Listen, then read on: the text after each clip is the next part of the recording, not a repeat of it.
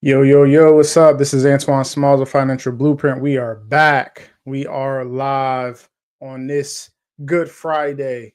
And I thank you guys for continuing to rock with me, continue to tune into this channel. This week, we are going to discuss Trump's tariffs and how it's impacting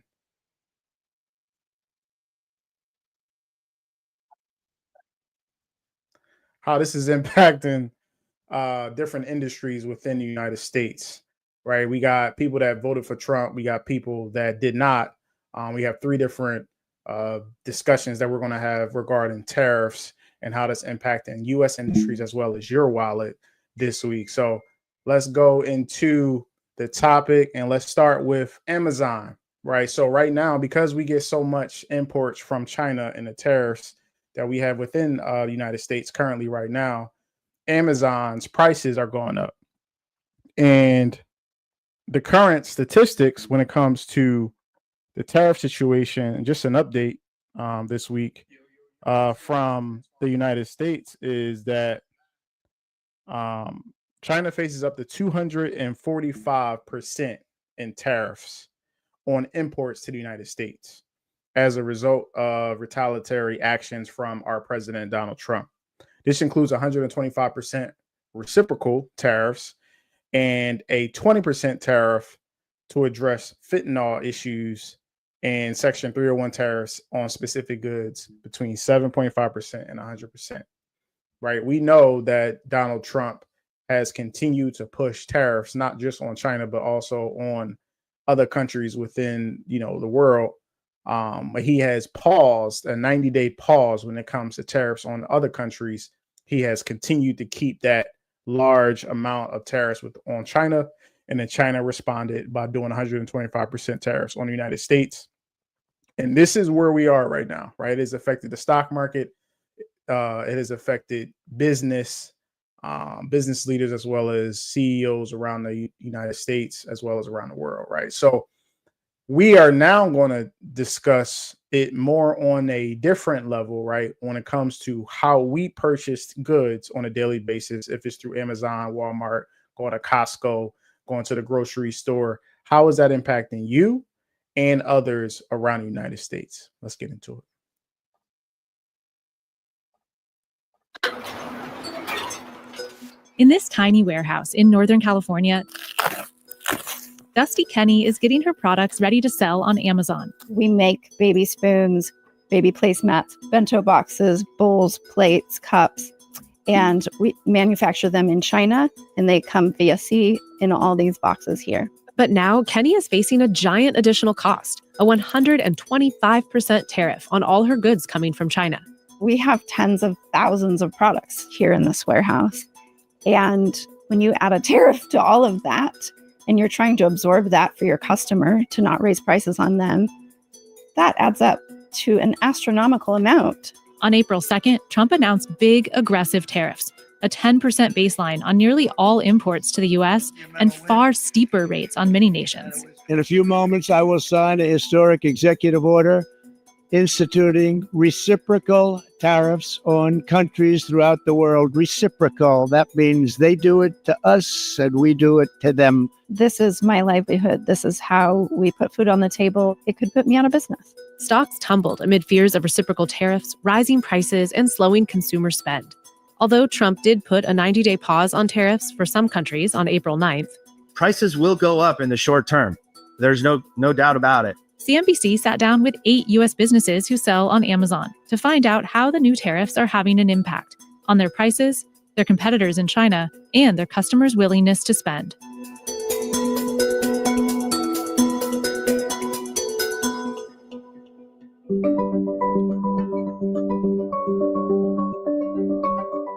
Tariffs have been around since America's early days.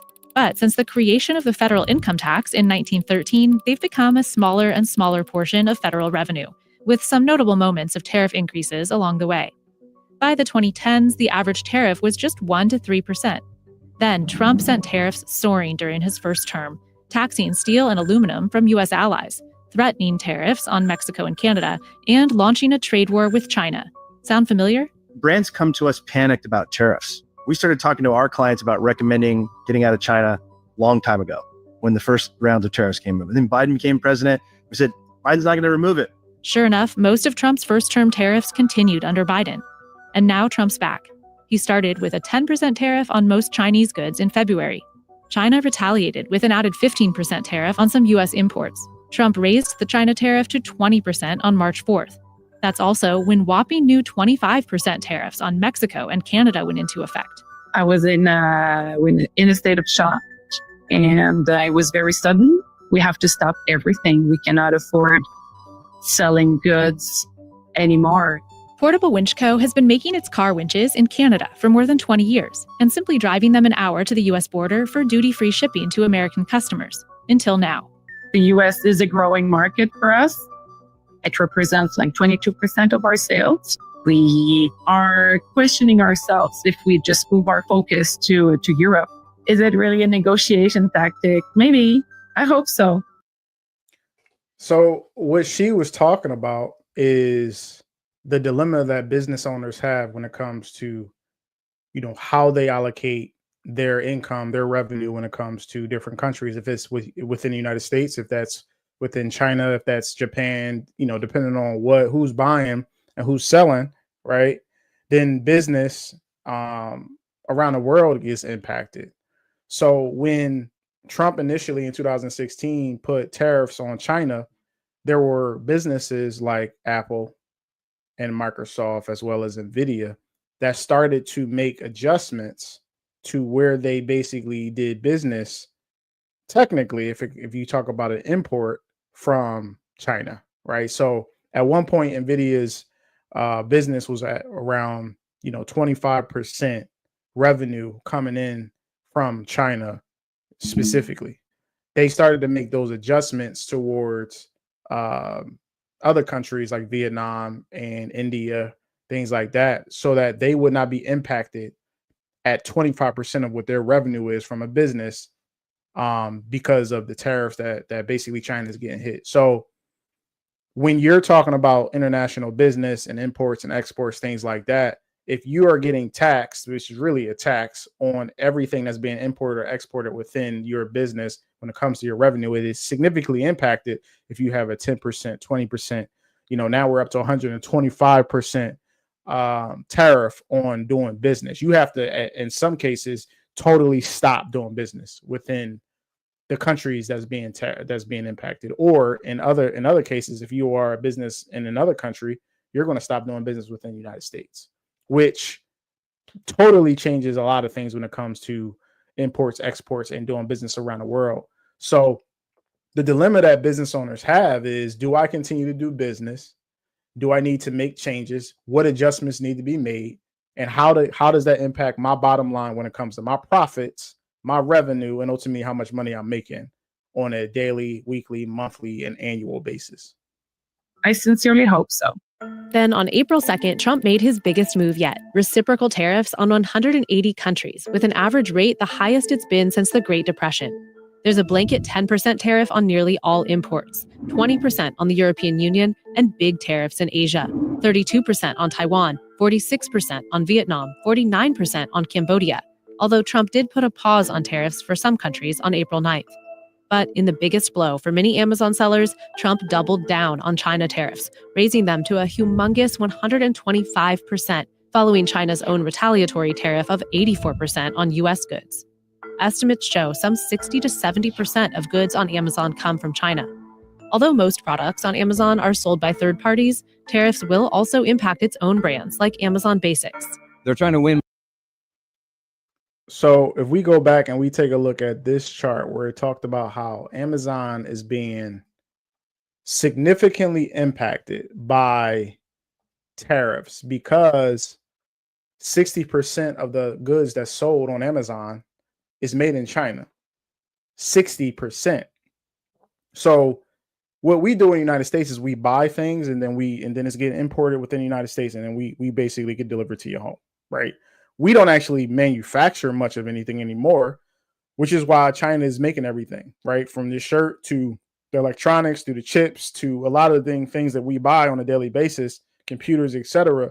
A lot of those things are being imported within the United States from countries like China. So when you have things that's being taxed and tariffs are being added onto, these items, then prices have to go up, right? As a business owner, if I have an item that's being taxed on top of what the cost is when it comes to, making this item, I have to raise the prices so that I can continue to make a profit. My profits might come down. Let's say my profit margin was 30% within my business. I might take a 5%, dip on that 30%. I might get to 25, but I'm not going no lower than 10 to 20% when it comes to my profits due to these policies that's being implemented and ultimately the trade war that's happening right now between these two countries, these two mega powers and trade, right? So the only way that I can compensate for that is raising prices, which then that impacts us and that impacts you. And then how we go about moving forward is so important because we need to decide what are we doing, how are we buying it, and ultimately what we need. Because all of this Amazon deliveries that's coming to our houses on a daily basis, that's cool, but your wallet will be impacted significantly if we continue to buy the amount of things that we buy on a daily basis within the United States because of these tariffs and how it's being impacted prices on Amazon specifically. Products on Amazon are sold by third parties. Tariffs will also impact its own brands like Amazon Basics. They're trying to win by saying we have a similar feature set to the national battery at a lower price. And so if they have to raise that price, consumers are likely to have a preference for that well-known, familiar brand. So will Amazon increase prices on its own brands, passing the new tariff cost on to consumers? The last thing they want to do is right away just pass it to the consumer because you don't know how transitory this is. I think if it extends after, call it 6 months, then a lot of those ultimately get passed to the consumer. As for whether third-party sellers will need to raise prices, I will hold my prices for as long as I can and just absorb those tariffs because I'm already competing against those Chinese sellers that are undercutting me. On Amazon, we'll probably increase the price by, 10 to 20% at some point. Tariffs are going to increase the price of toys for the consumer. There's no doubt about it.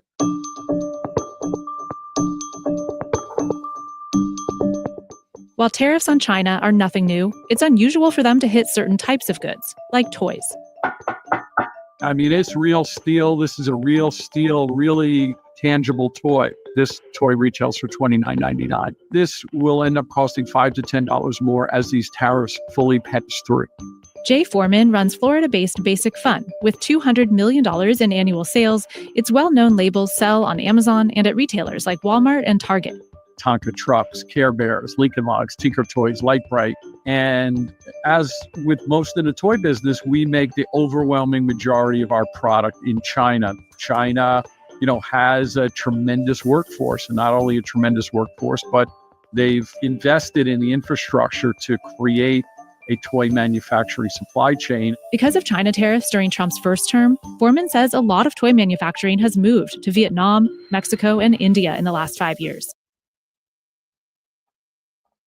So that point right there, right? So because of tariffs, people choose to do business in other countries, right? And China actually found a way to get away with this and actually move and do subsidiaries, I can't say that word, subs in other countries to then, get away with the fact that they are getting tariffed. They just go to another country, build a business, open up, a warehouse in another country and say, well, it's being exported really from Vietnam, or it's really being exported from Mexico or India, when in reality, it's still China. They just know how to play the game, right? And this is that next level understanding of how to do business in these places and how that impacts you, right? So, but understand that, people have started to move away from China and go to Vietnam, Mexico, and India to do business with the United States because they realize that the United States and China does not have a great relationship, and it has not continued to, get better over time because of these tariffs and because of other issues like, Taiwan and things like that. But these last 5 years, from 2016 to the current situation when tariffs started becoming a conversation, this change has been happening, right? businesses like Nvidia has started to move, their chip manufacturing, their imports from not from China, but then to Vietnam, right? And then you have Mexico when it comes to the auto industry and how Mexico is, and when it comes to imports into the United States, Mexico is a big player when it comes to buying car parts and things like that. And, cars, because it's easier to do business with the United States if you in Mexico versus if you in China, right? So understanding these things, impacts how we go about making our decisions, in our daily lives. The interesting part there is that most of the factories that operate in places, toy factories anyway, that operate in places like Vietnam, India, and Mexico are owned by Chinese anyway. So you're sort of not escaping doing business with the Chinese. It's been crazy. Sometimes we find information because we get an invoice or we see the customs entry document. We're like, well, what do we charge? What do we charge again? John Covey owns St. Louis-based Genius Games. He does the majority of his yearly $2 million in sales on Amazon and makes his science-based board games in China. The actual machinery to manufacture at the quality that we need primarily exists in China, and we have not seen samples that will compare to the same level of quality. And toys are just one category among many that rely on China for manufacturing and assembly due to lower costs and established infrastructure. This is one of the most amazing pieces of technology, and this thing is made in China. And whether you're making a Tonka truck in China or an Apple iPhone, they figured it out. Almost all electric. So that's just one example of how the United States and China's tariff war, because it's really a trade war currently right now, is impacting Amazon specifically, right? So we buy things on a daily basis from Amazon, but a lot of those things are being imported from China. They're made in China, then imported here to the United States.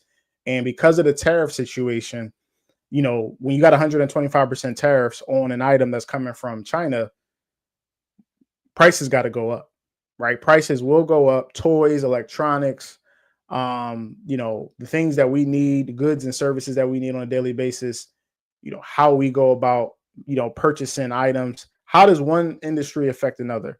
If I'm buying one computer, let's say I got 100 computers and I'm buying them from China, and China raises their prices up 20%, right? So if I'm another business and I'm trying to sell computers also, do I have to then raise my prices too? Of course. Everyone has to compensate for the tariff situation and the additional tax on business, right? So as the consumer and as the customer, we don't like the fact that we get higher prices, but it's inevitable. If you understand business, you understand why prices go up. It's supply and demand. There are other variables at play here when it comes to tariffs and taxes within these imports and exports coming in and out of the United States, as well as being shipped from China, right? This next example we're going to discuss is we're going to talk to a Trump supporter, a business Trump supporter that was doing business, and how that is then being impacted the bee business, which is their business when it comes to bees, right? So we're talking about bees right now, and we're going to get into that and how that's impacting them.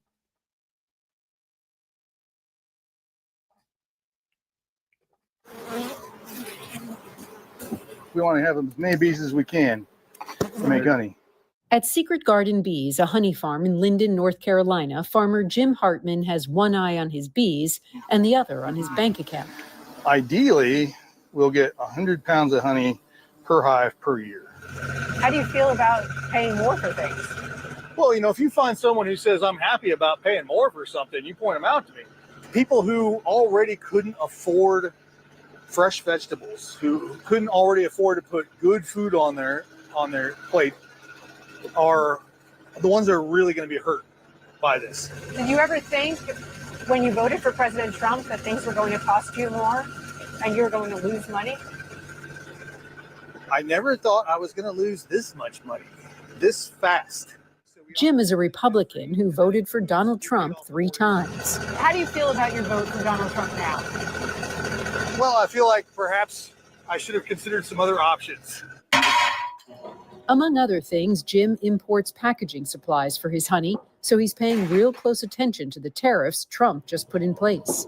We just bought our year's supply of bottles from Taiwan and our year's supply of corks from Portugal about 3 weeks ago. So that would have been, another 5,000 or 6,000 out of my pocket. Which is partly why he's repairing instead of replacing this 40-year-old forklift. The cost of equipment has just gone through the roof to buy anything like that because it just would be cost prohibitive. He's also holding off on improvements around the farm. Well, we're not going to hire any more people, that's for sure.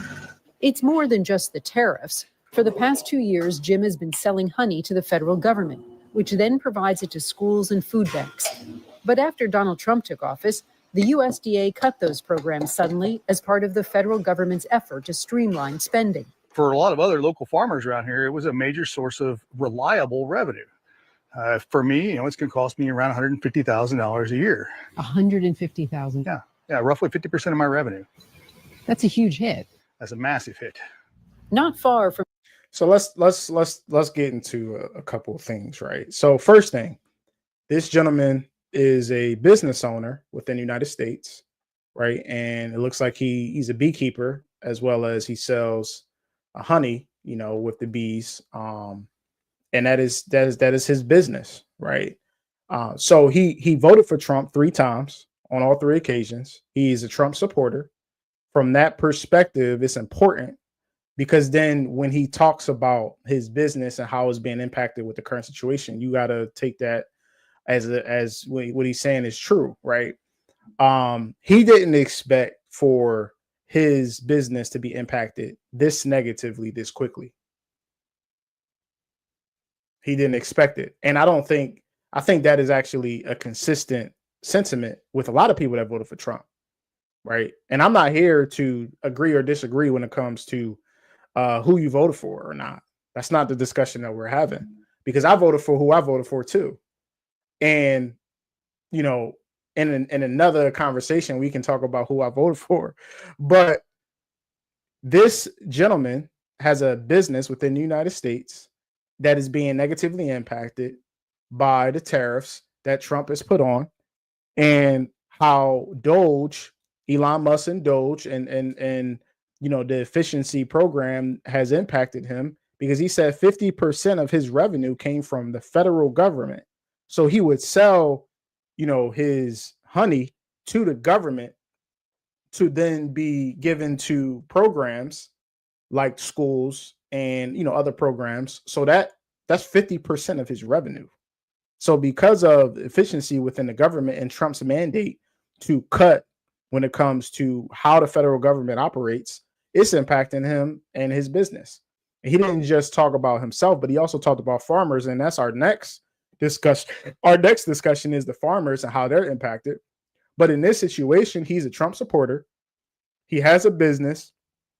It looks like he has a successful business. He's buying, a year worth of honey jars for his business. So he obviously knows what he's doing when it comes to importing and manufacturing all that supply and stuff, right? But he's talking about how he's being negatively impacted because of all of the tariffs, as well as the Doge efficiency program when it comes to cutting within the federal government and how that impacts his business as well as other farmers. From Jim's farm, we found other Trump supporters who give the president high marks on tariffs. How do you feel about the tariffs? Well, I feel like for years we've been getting ripped off, and why not make it fair? 0-0. And I think Trump was upfront about it. He said we're going to hurt some now.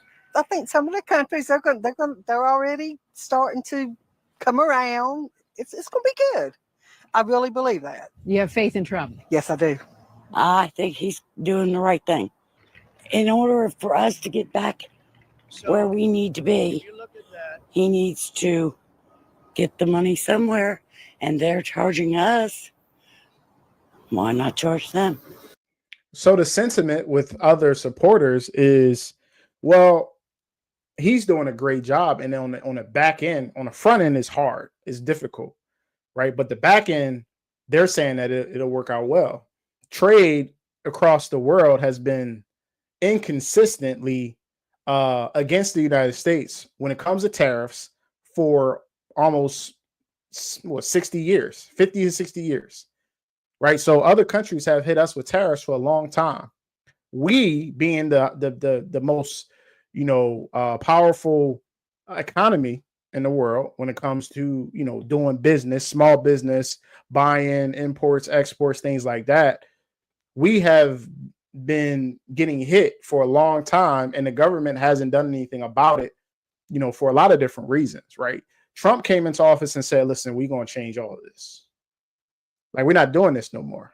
I'm a businessman. Some people might not like the fact that I filed bankruptcy or whatever amount of times. I don't care. This is wrong, and we're going to change it. And if I need to fall down on the sword for it, he will. He will. And they're going to be paying for a little bit. We're going to have to feel the effects of it. Business owners, consumers, big business, it doesn't matter. Ultimately, everyone will feel the effects of it. And long term, hopefully, like the gentleman said, can we get to 0-0 when it comes to trade around the world? Can we get to 0 where there's no tariffs for nobody? No tariffs for nobody. I don't know. But that, in my opinion, and another opinion, like the gentleman said, is probably the goal here. But for you to do that, you got to shut it down.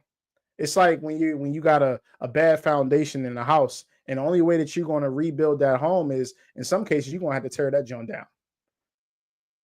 You had to tear down the crib, and you're going to have to rebuild the foundation, because the foundation, this house has been getting, beat on and messed up over the last whatever amount of years when it came to the trade deficit, when it comes to how we go about just printing money. We're not on a gold standard no more, right? From a very long time ago.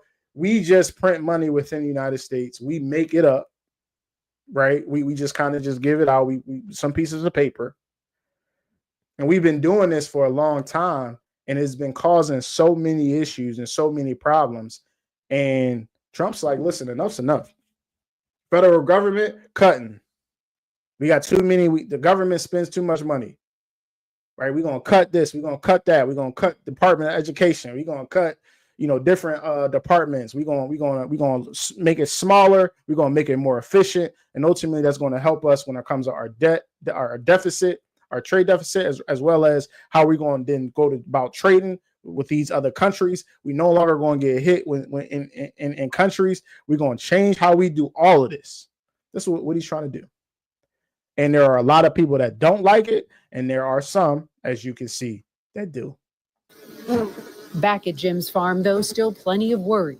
He says raw honey is considered a luxury good, similar to organic vegetables. As prices rise, I don't know what that's going to do to consumer spending.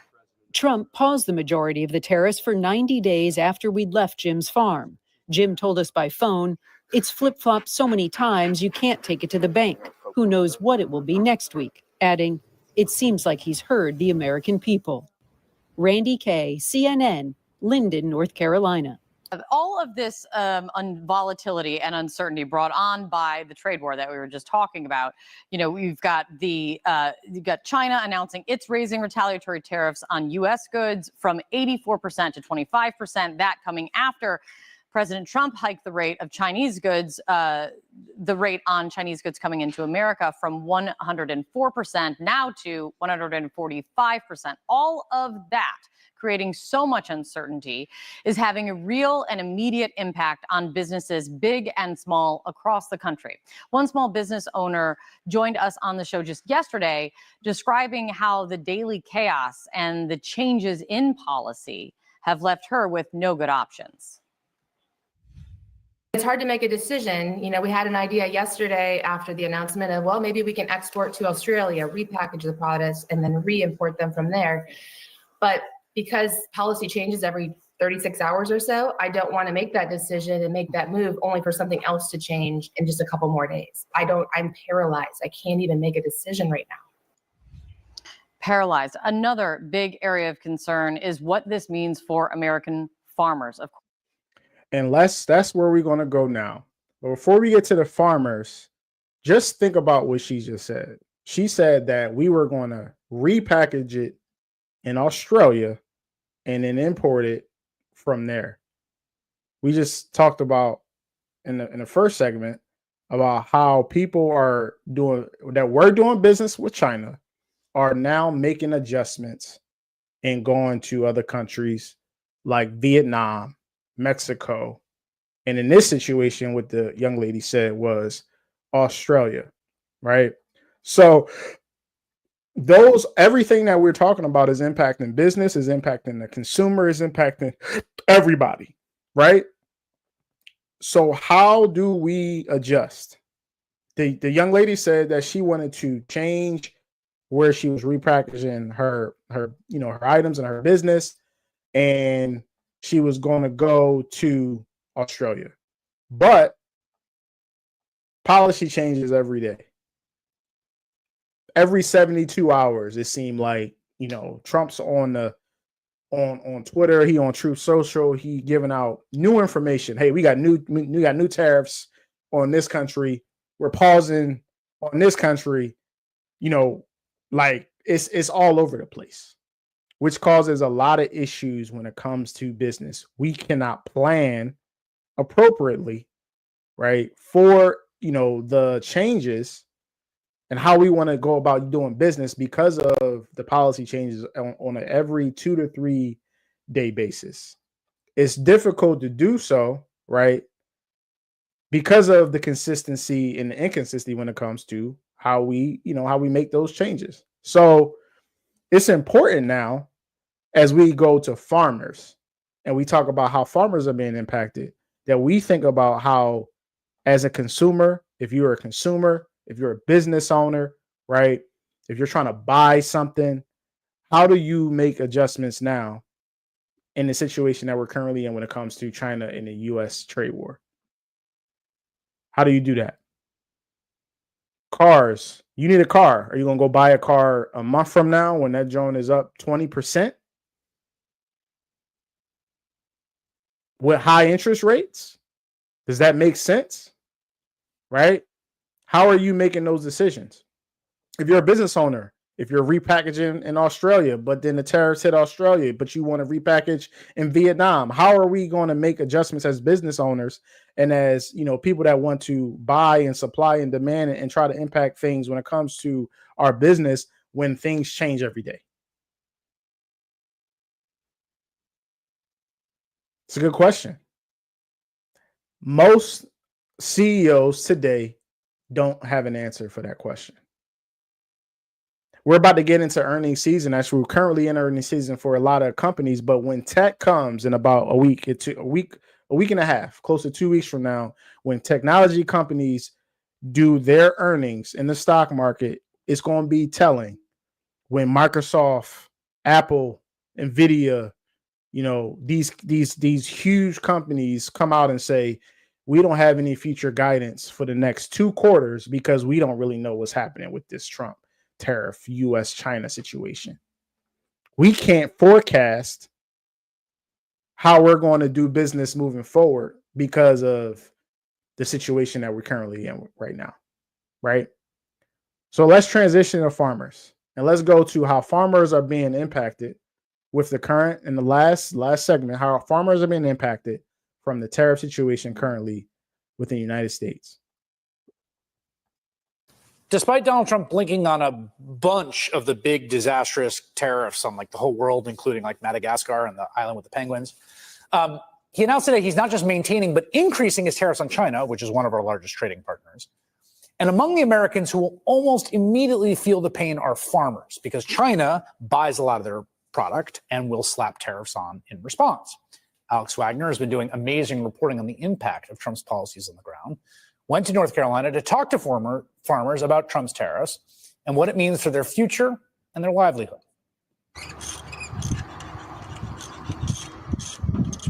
Agriculture, there's about 85% of what happens on my farm that is completely out of my control. Yeah. So I have to do the very best I can at managing that 15% of inputs and costs and labor and marketing and signing the best contract and doing the best job that I can and leave the other 85% up to the good Lord. And that's all we can do.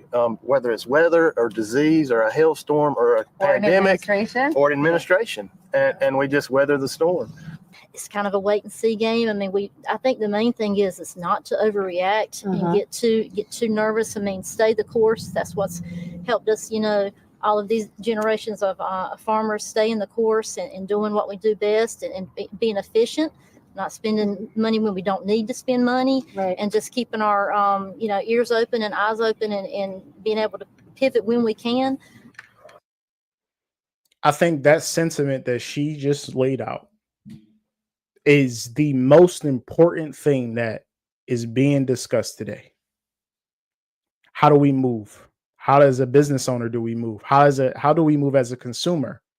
As a normal person, as a normal citizen within the United States, how do we move moving forward in this climate that we currently are in? She said it. She said, stay the course, right? Do not overspend on things you don't need to buy. Efficiency is very important. Efficiency is everything. We talked about how debt is death in a previous video. Keeping the debt down is everything right now. No debt. If you can lower your debt right now in this current climate that we're in right now, that's probably the most important thing I can tell you. Pay off your debts. Be more efficient. Right? The money that you make sure that you're not overspending that money on things that you know that you don't need. Caring about how other people think about you and what you wear, how you wear it, the car that you drive, all of that, none of that stuff really matters at the end of the day. Who cares? Be secure in what you have. Thank God for what you have. You have roof over your head. You got a vehicle to drive. You got food in your refrigerator. You ain't struggling at that level. Be grateful for that. Weather the storm. Pay off your debts. Invest. This is the best time to invest in the stock market.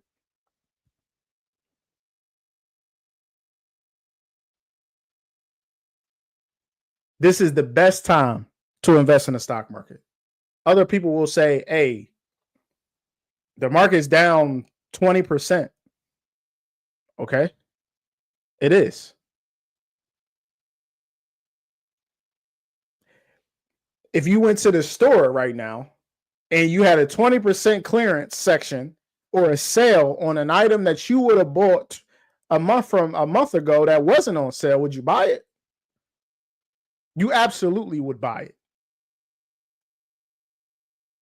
So why wouldn't you buy stocks on sale at 20, 30, 40, in some cases 50%? Why wouldn't you buy it at 50% if it's a great company and you would have bought it when it wasn't on a discount?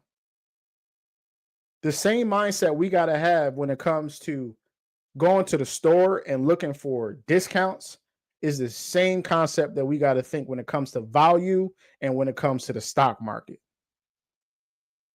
So when the stock market is down 20%, because the stock market as a whole is not down 20% as of yet, but let's say it's down 15% and you have individual stocks that's on sale at 20, 30, 40%, why are you not buying them when they're at a discount? Because I'm scared, Antoine. I'm scared, man. Well, risk is real. But Warren Buffett had this saying, hey, risk is not as real as you think when it comes to making financial decisions. Risk is not knowing what you're doing. It has a lot to do with ignorance. It's your inability to have the knowledge to how to do the things that you need to do, when it comes to investments. But if you understand it, right, and you have the knowledge in it, it's not risky at all. Buy great companies at huge discounts. Buy great companies at huge discounts. But let's transition back to what she was saying when it came to her farming business was stay efficient, weather the storm, do not overspend, and stay the course. Right? The season will end at some point. It will. But you, as a consumer, as a business owner, you need to weather the storm, stay the course, be efficient, and do not overspend in this current climate. Here with me now is Alex Wagner, MSNBC senior political analyst and host of the Trumpland podcast. I loved those quotes because I think it's actually a profound insight, like a genuinely profound insight, and also like explains a lot of why a lot of folks are like, yes, we're just going to sort of see where it all goes. I think, it was interesting being in Clayton, North Carolina yesterday as, Wall Street's melting down. The financial world is flipping out. Investors are calling Trump. People can't get through. It's a different reality in red state America. All the people that I talked to at that table had voted for Trump at least once, if not multiple times. And in part because of that, but I think largely because of the attitude you have to take when you are a farmer. You are more sanguine. You are more accepting of external chaos. But I kept saying, this isn't hurricanes. This isn't weather. This isn't an act of God. This is Donald Trump making very clear decisions that put you in financial peril. And it's not just that they sell their, goods to China. It's that they need farm equipment. They need lots of supplies that are manufactured in China. And they've already spent that money, Chris. The way it goes with a commodities trade is you've already put the money in the ground for the seed, the fertilizer, the equipment, the labor. They just got to hope come harvest time that they can sell it at a decent price and don't lose money. And Trump has thrown all of that up in the air, right?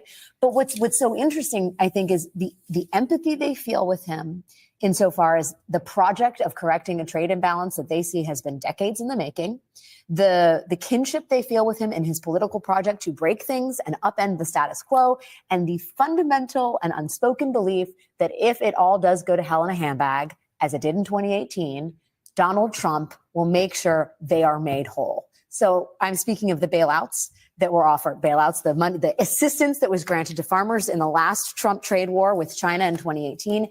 And I asked them about that and whether that was something they expected and what they thought of other people who might not be so keen on that idea. This is that conversation.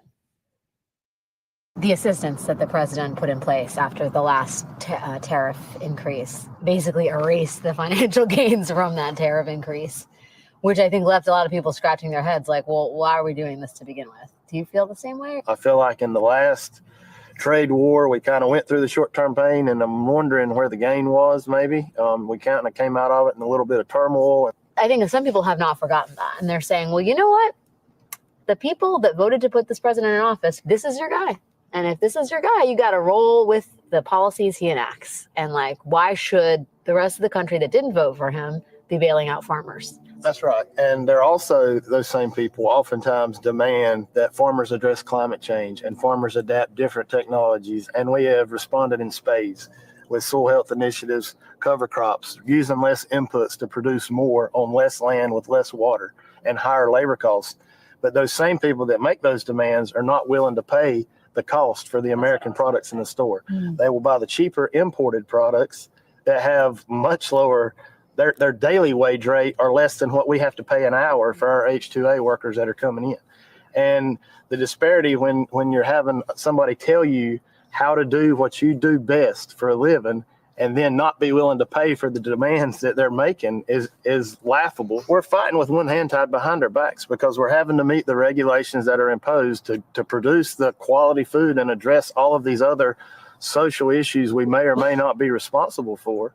But at the same time, we're not seeing a return in the marketplace because American products are too expensive. And so right now, farmers are saying, and let's go back, farmers as a whole, for the most part, are Republicans, right? Because of their lifestyle, most farmers, they fall in that Republican, that Republican vote group, right? They're in a very tough situation right now because of the tariffs on China, as well as tariffs being put on the United States by China, right? So from a farmer standpoint, a lot of this has to do with sowing seeds.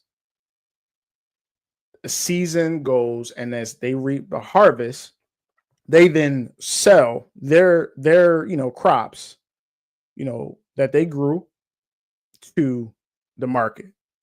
If you have a bad market that's not willing to pay for the crops or the goods that they're providing at a certain price, then they don't make money, right?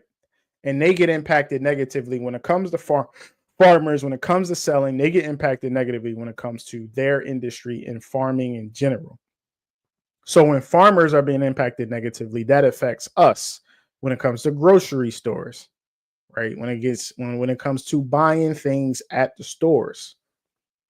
This is all very much a circle that we all play a part in this. If it's the consumer buying the products, if it's the business owner selling the products, if it's the manufacturing coming from other countries, right? If it's being imported, if it's being exported, how we're building things together. A car is being the body of the car is being built in Michigan, but then the engine comes from Europe and Germany specifically. And if tariffs is being impacted on things being imported in the United States, then it's more expensive when you're building this car up. By then, the price tag when it gets to the lot, and how I walk into or you walk into a auto, dealership, and now the car that used to be $20,000 is now $35,000.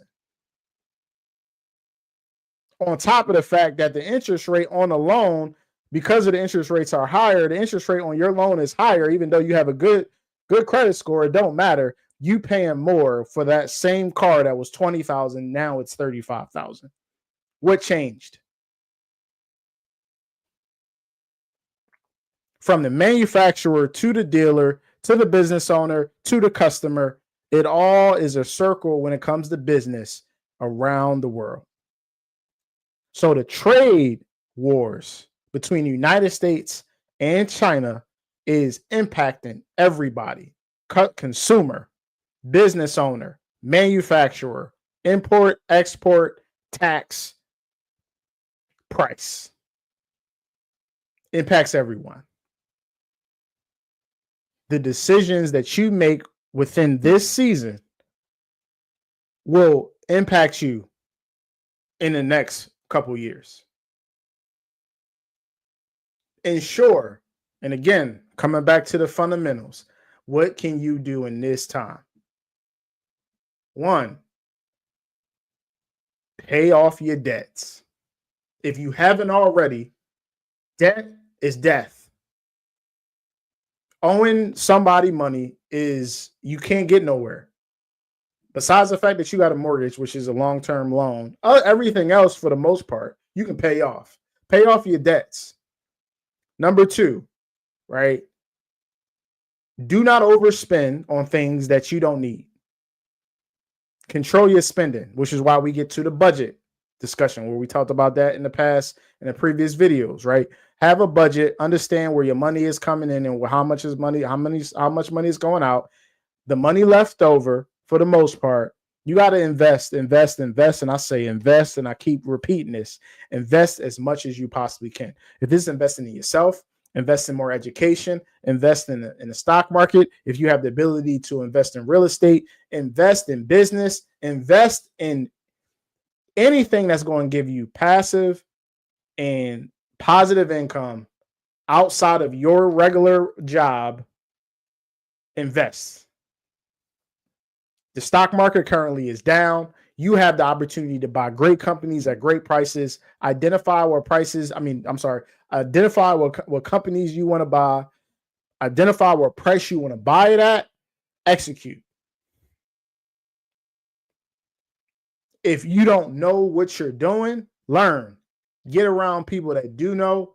Contact somebody like a financial advisor. If you have a financial coach, somebody that knows more than you, it's important that you get around people that can teach you, that can guide you, that can keep you from losing a lot of money and help you, win.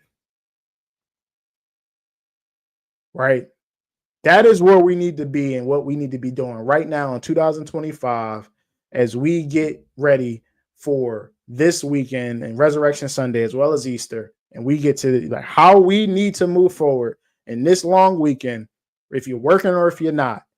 That is the threshold of what you need to do. That is what you need to do. And this book right here, this book of the day, as we end and conclude, is one of the books that I read when it came to how I wanted to learn how to invest in the stock market. It is called The Warren Buffett Way. It is the 3rd edition, right? The author is Robert G. Hamstrom. And this book right here is just another teaching another teaching book when it came to how to invest and how to utilize Warren Buffett strategies and learn about how the greatest investor of our lifetime, of our generation, over the last 60 years, have invested in the stock market, has beat the S&P 500, and has ultimately made billions and on billions of dollars because he understands how to value trade, how to value invest, pick great companies, identify the 3 to 5 great companies that he want to pour money in and allow that money to passively, not just dividends, but growth over time, and stand in the market long time and continuing to be consistent over a long period of time. That is what we need to do.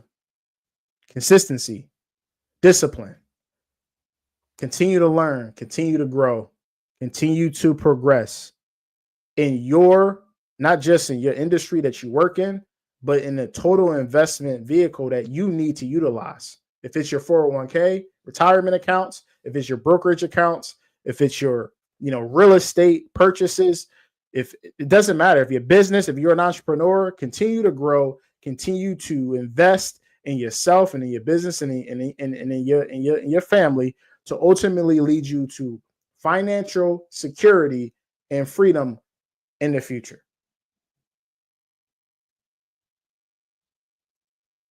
It don't matter, tariffs or not. I don't really, it don't impact me as much because we don't have a lot of debt. We're continuing to get rid of the debt that we do have. And we invest at least 25 to 30 to 35% of our income. I don't stop investing money. It's a lifestyle. We in it on a daily basis. We continue to do it. We continue to buy homes. We continue to, progress ourselves forward. It's not an easy thing to do, but failure isn't an option. We got things to do. We got our children to impact ultimately in the future, and ultimately our grandchildren long term. So if you want to be successful in this journey, this financial blueprint journey, as we talk about, stay consistent, stay to the principles that we preach here, and let's continue to progress ourselves forward. Today, we talked about Trump tariffs. We talked about 3 different industries that is being impacted. We talked about Amazon, how Amazon is being impacted, the prices on Amazon, because 60% of the goods that's being sold on Amazon is being imported from China, and how prices will go up on Amazon because of the tariffs that Trump has on China. Right? We spoke to a beekeeper. We watched a beekeeper business owner that sells honey get impacted at 50% because of Doge and because of the efficiency cuts within the federal government. Right? And then lastly, we spoke to and we watched about farmers that's being impacted by the tariffs, how they have to stay true to their processes, stay disciplined, be efficient, and ultimately to stay the course. Thank you guys for continuing to rock with me. Man, continue to, subscribe to the channel, share the content. Let's continue to progress forward, regardless of what's happening, regardless of the fear that we have out here in the market, the stock market. If you're an investor, invest and continue to invest. Again, pick 3 to 5 great companies, not flyers, not people that you hope. No, great companies, and invest in them. Leave me a comment, subscribe to the channel, share the content. And let's continue to go on our financial journey. I'm out. Antoine Small's Financial Blueprint. I'll talk to y'all later. Peace.